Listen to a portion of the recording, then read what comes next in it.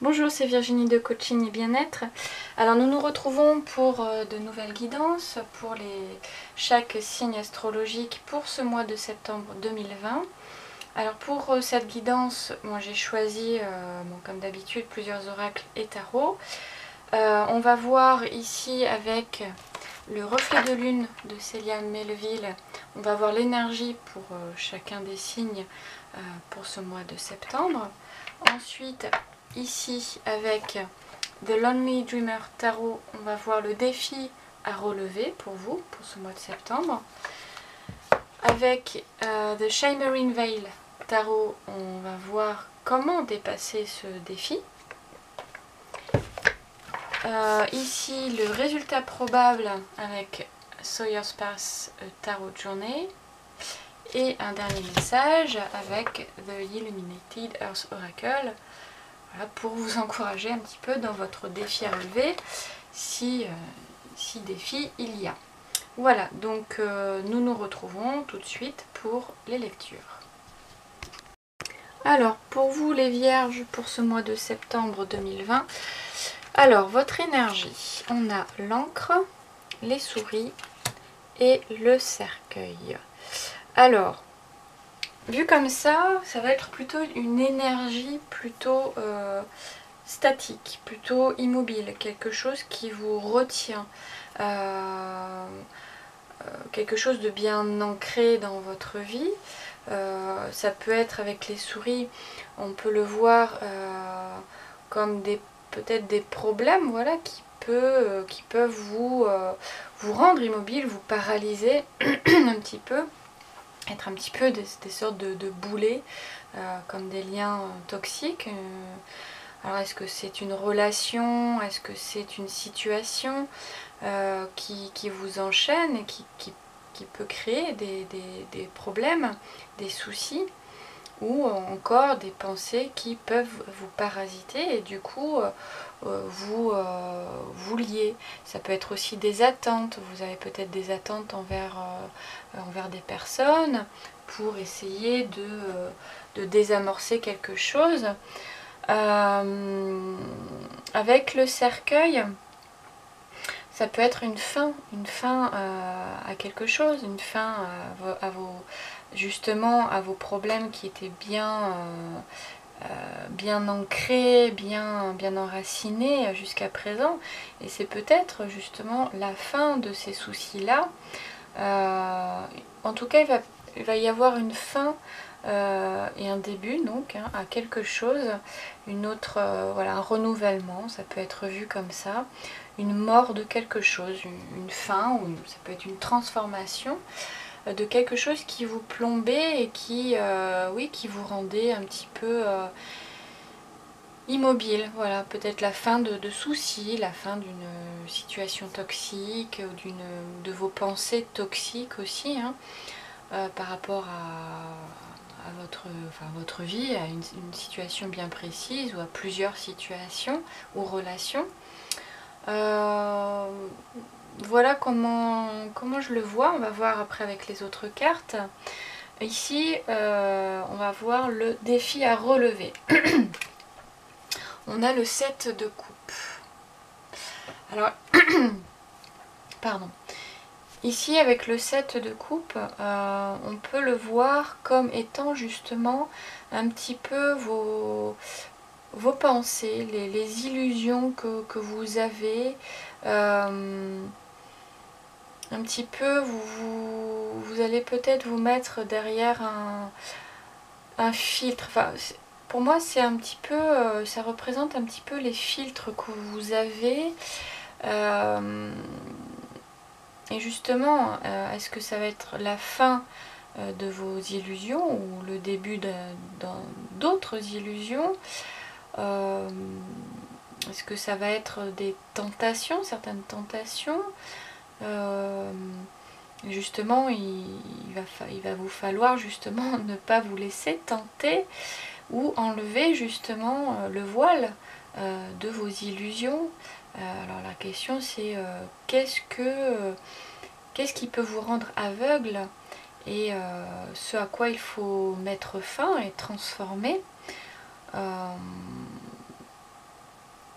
Voilà, et que faut-il garder, que faut-il préserver et que faut-il laisser. Voilà, ça rejoint un petit peu l'énergie, vous allez être justement dans cette énergie-là pour le mois de septembre. Vous voyez ce qui vous parle par rapport avec l'oracle, le reflet de lune.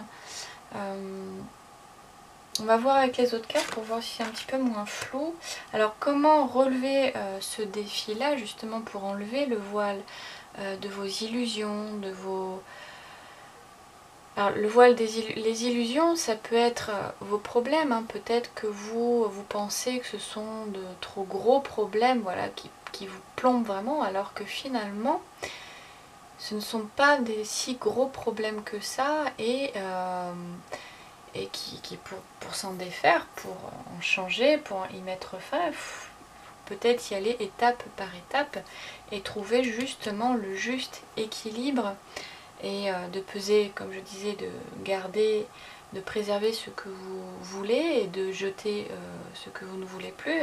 On le revoit un petit peu ici dans la justice, de peser le pour et de peser le contre de ce qui est bon pour vous et de ce qui n'est pas bon pour vous, et de retrouver, oui, un équilibre intérieur, de ne pas vous laisser oui, enlever peut-être les filtres que vous avez mis sur votre situation, d'enlever un petit peu, alors ça peut être les peurs, les angoisses, les pensées parasites, hein, voilà, quelle pensée parasite vous plombe, voilà, quelle pensée pourriez-vous transformer, quelle pensée pourriez-vous vous défaire afin de vous changer, afin de changer votre état d'esprit, votre façon de penser, votre vie et une situation en particulier ou plusieurs situations. Voilà ce que me disent ces cartes. On va voir le résultat probable pour ce mois de septembre. On a l'As de coupe. L'As de coupe. Donc pour moi c'est un début, hein, un début.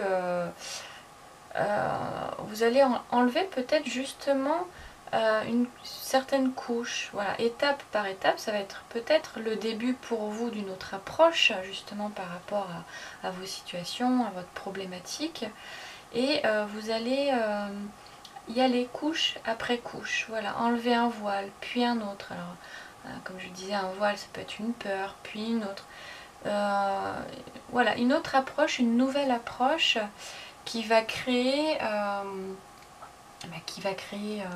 d'autres émotions, d'autres sentiments, d'autres relations. Voilà, donc